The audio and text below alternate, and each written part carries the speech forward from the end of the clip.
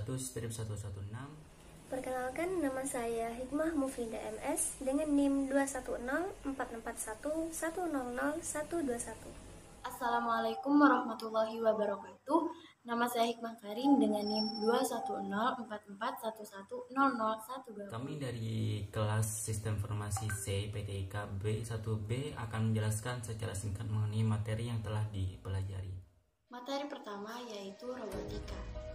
Robotika adalah perpaduan berbagai disiplin ilmu, yaitu mekanik, elektronik, dan komputer. Perpaduan antara mekanik dan elektronik atau yang biasa disebut dengan mekatronika dapat menciptakan sebuah robot-robot sederhana yang memiliki banyak manfaat, baik itu manfaat hiburan ataupun manfaat yang lebih serius seperti dalam bidang industri. Perpaduan antara mekatronika ditambah dengan unsur komputer, khususnya pemrograman sebagai otak buahnya, dapat menghasilkan robot-robot cerdas yang memiliki banyak bentuk dan juga perguruan tinggi. Materi robotika mengajak mereka tidak hanya mengerti prinsip dasar robotika dan pemrograman, namun juga ditantang untuk memodifikasi program dan konstruksi robot. Pemrograman microcontroller menjadi pilihan di mana mahasiswa diajak untuk belajar pemrograman microcontroller, mulai dari yang sangat sederhana mengaktifkan flip-flop hingga menjalankan manipulator robot. Selain itu, latihan microcontroller dengan robotic kit memberikan banyak kemungkinan dan sangat bervariasi. Robotic kit dapat juga digunakan dalam implementasi artificial intelligence atau kecerdasan buatan, sistem sensor, model sistem otomasi kontrol, dan bagi yang sekedar hobi, kit dapat ditambahkan aksesoris seperti kontrol, kamera, motor, perangkaian elektronika, hingga pengembangan software dan modifikasi. Materi selanjutnya yaitu augmented reality atau disingkat dengan AR, adalah teknologi yang menggabungkan benda maya dua dimensi dan ataupun tiga dimensi ke dalam sebuah lingkaran nyata, lalu memproyeksikan benda-benda maya tersebut secara realitas dalam waktu nyata. Realitas pertama dapat diaplikasikan untuk semua indera, termasuk pendengaran, sentuhan, dan penciuman. Selain digunakan dalam bidang-bidang seperti kesehatan, militer, industri, manufaktur, maupun dunia pendidikan, teknologi AR ini dapat menyisipkan suatu informasi tertentu ke dalam dunia maya dan menampilkannya di dunia nyata dengan bantuan perlengkapan seperti webcam, komputer, HP Android, maupun kacamata khusus.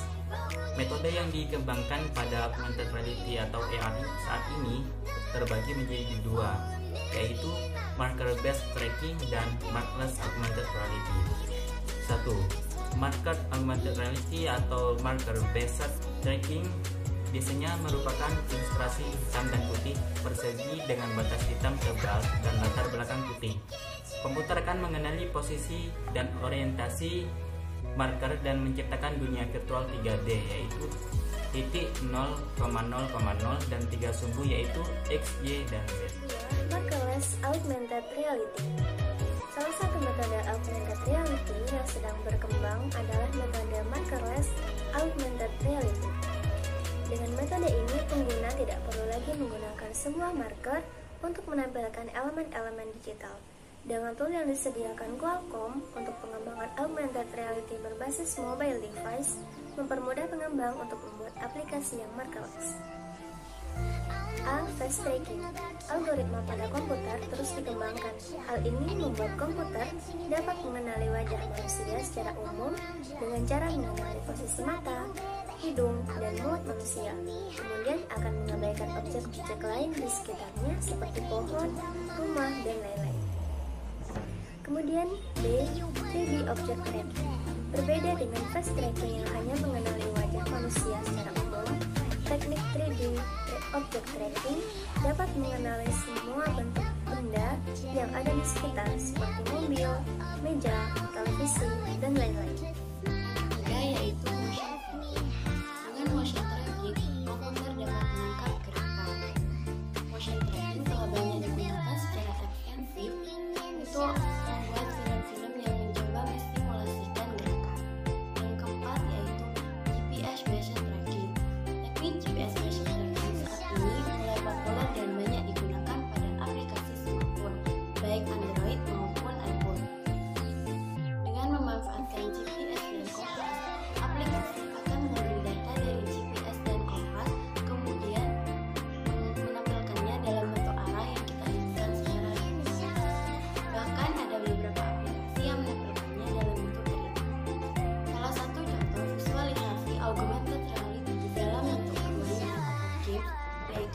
Pokemon Go.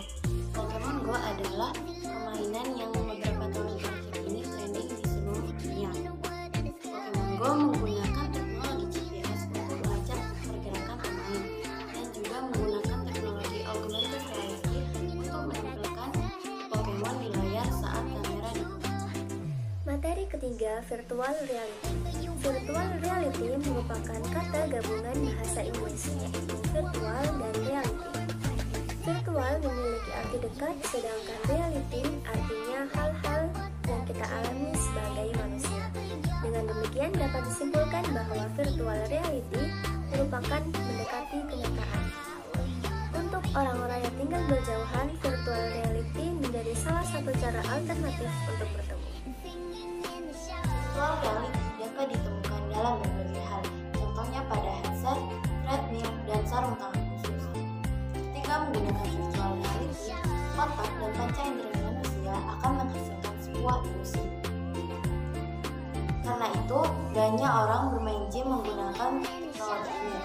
Dan teknologi ini, manusia akan merasa sedang berada di tempat tersebut, sehingga bermain game akan terasa lebih nyata dan lebih. Kelebihan paling utama dari virtual reality adalah kemampuannya dalam membuat seseorang seperti berada di dalam dunia yang berbeda. Seperti semua yang ia alami adalah nyata. Kelebihan virtual reality inilah yang sering digunakan untuk keperluan pelatihan. Contohnya, praktek dokter, menerbangkan pesawat, simulasi penambangan lepas pantai, dan lain-lain. Dokter dapat berlatih melalui virtual reality dengan cara memainkan VR operasi pasien. Begitu juga dengan pilot, ia dapat memainkan VR menerbangkan pesawat. Begitu juga dengan operasi penambangan. Tentu perlu biaya yang jauh lebih mahal jika berlatih di tempat aslinya.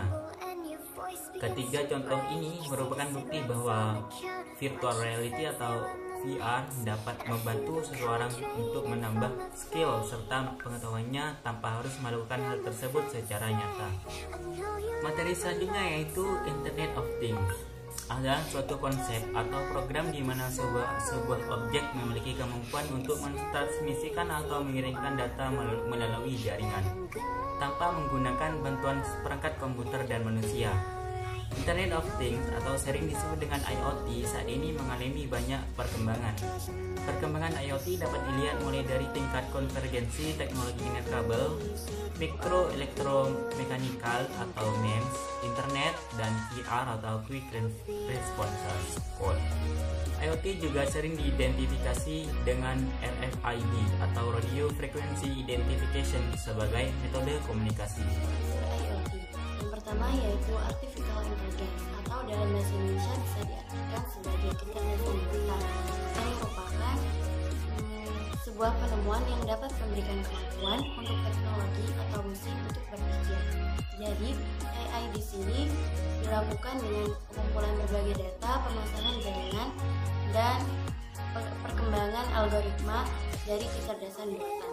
Kedua yaitu konektivitas atau yang biasa disebut dengan hubungan koneksi antar jaringan.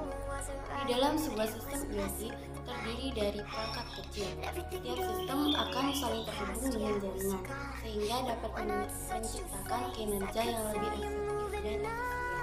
Yang ketiga yaitu perangkat ukuran kecil. Dalam perkembangan teknologi, semakin kecil suatu perangkat maka akan lebih sedikit biaya yang dikeluarkan, sehingga pada masa yang akan datang sistem IoT akan lebih mudah digunakan manusia karena cepat, nyaman, dan efisien. Keempat, sensor. Sensor menjadi unsur pembeda antara IoT dengan mesin canggih lainnya. Dengan adanya sensor, IoT mampu untuk mendefinisikan sebuah instrumen dengan mengubah IoT yang semula secara pasif menjadi lebih aktif yang terintegrasi dengan dunia nyata. Yang kelima yaitu keterlibatan aktif. Dalam masa sekarang ini, banyak mesin canggih yang masih berkembang secara pasif. Akan tetapi, IoT sudah menggunakan keterlibatan aktif. Cara kerja dari Internet of Things atau IoT diciptakan dengan membuat argumentasi algoritma pemrograman untuk menghasilkan interaksi program dengan jaringan internet sebagai penghubung antara kedua hal tersebut. Contoh penerapan IoT dapat dilakukan di berbagai bidang, seperti kesehatan, transportasi, lingkungan, energi, dan lain-lain. Sedangkan manfaat dari IoT sendiri yaitu memudahkan proses konektivitas, ketercapaian efisiensi, serta meningkatkan efektivitas monitoring kegiatan. Yaitu teknologi drone. Drone merupakan pesawat tanpa pilot yang dikendalikan secara otomatis oleh program komputer yang telah dirancang, atau dikendalikan oleh pilot yang berada di daratan atau di kendaraan lainnya. Awalnya, drone merupakan pesawat yang dikendalikan secara jarak jauh, namun seiring perkembangan, sistem otomatis mulai banyak digunakan. Pesawat tanpa pilot ini awalnya digunakan untuk kepentingan militer. Menurut sejarahnya, ide pengembangan pesawat tanpa pilot sudah ada sejak 22 Agustus 1849. Pada saat itu, Australia ingin menyerang kota Venesia yang ada di Italia dengan mengirimkan balon tanpa awak, dan di dalamnya terdapat banyak bahan peledak. Namun, drone sederhana ini belum sepenuhnya berhasil. Beberapa balon mengenai tepat sasaran, akan tetapi beberapa balon lagi terjebak angin dan berubah arah. Perkembangan teknologi membuat drone juga banyak diterapkan dalam kebutuhan sipil, terutama di bidang industri, bisnis, dan juga logistik. Amazon memulai persaingan industri ini dengan peluncuran layanan Amazon Prime Air. Pengangkutan barang menjadi lebih cepat, lebih praktis, minim human error, dan mampu menjangkau lokasi terpencil. Bahkan pengadaan pesawat drone menjadi salah satu program yang akan diwujudkan oleh Presiden Jokowi sebagai salah satu alat untuk menjaga pertahanan, keamanan, dan kedaulatan Republik Indonesia. Hal ini disampaikan beliau pada saat debat presiden. Seperti teknologi robotika lainnya, drone juga dapat meningkatkan produktivitas, menekan biaya operasional, dan meminimumkan risiko keselamatan. Selain itu, drone juga dapat membuka peluang bisnis baru yang bisa saja belum teridentifikasi di masa depan. Itulah mengapa di negara maju, produksi dan perakitan inovasi teknologi drone menjadi industri bagi end user dalam waktu dekat. Berdasarkan jenisnya, terdapat dua jenis drone yaitu multicopter dan fixed wing. Fixed wing memiliki bentuk seperti pesawat terbang biasa yang dilengkapi dengan sistem sayap. Tipe fixed wing memerlukan desain aerodinamika pada sayap dan badannya, sehingga perancangannya cukup rumit. Sedangkan multicopter yaitu jenis drone yang memanfaatkan putaran baling-baling untuk terbang.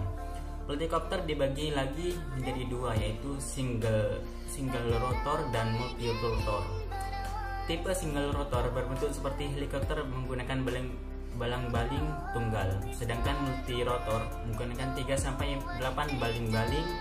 Keuntungan dari multicopter bisa terbang vertikal hingga 300 meter, sehingga cocok untuk pemetaan infrastruktur lahan pertanian dan wilayah hutan.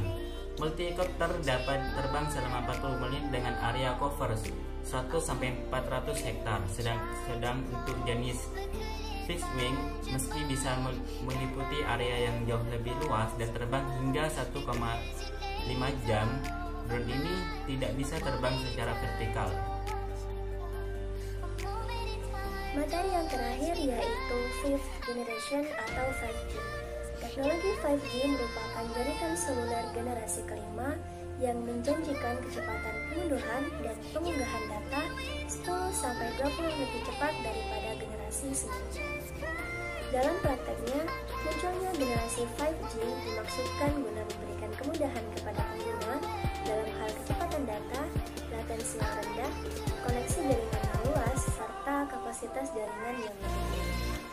Penemu teknologi 5G adalah Michael Lamb, pria berkebangsaan Jerman yang juga seorang ahli fisika yang bergelar doktor ini disebut-sebut sebagai penemu jaringan teknologi 5G.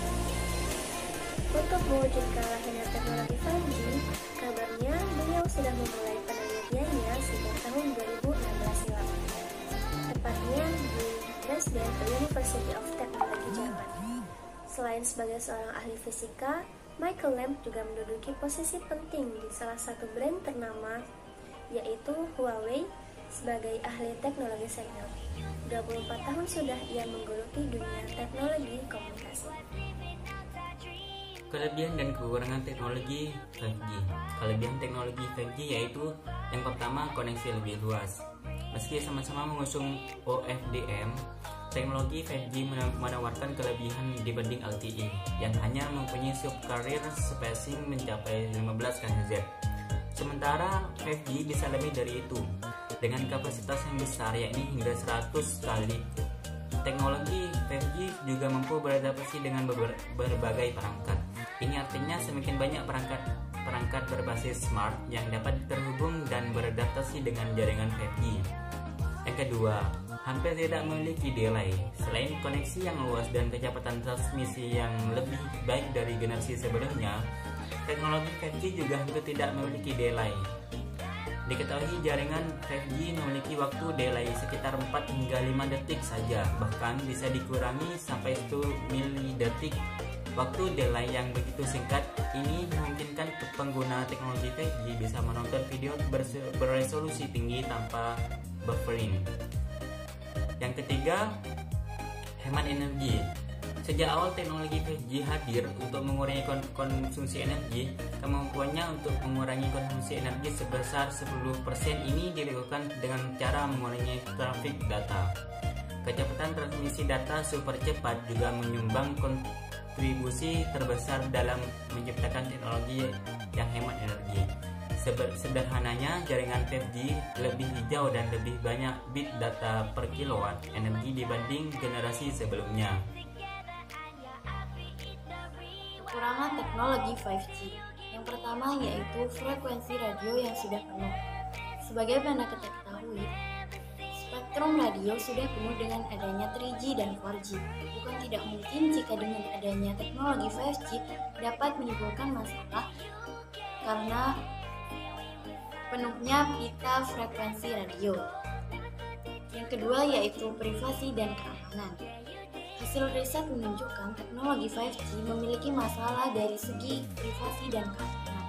Kemudahan dalam mentransfer data berkualitas tinggi disinyalir menjadi penyebab rentannya keamanan teknologi 5G.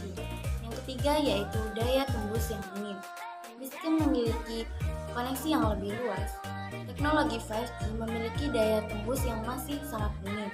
Tidak seperti jaringan yang lain, teknologi 5G kurang optimal untuk menembus penghalang seperti pohon, tembok, gedung, atau penghalang. Demikian penjelasan dari kami, kurang lebihnya mohon maaf.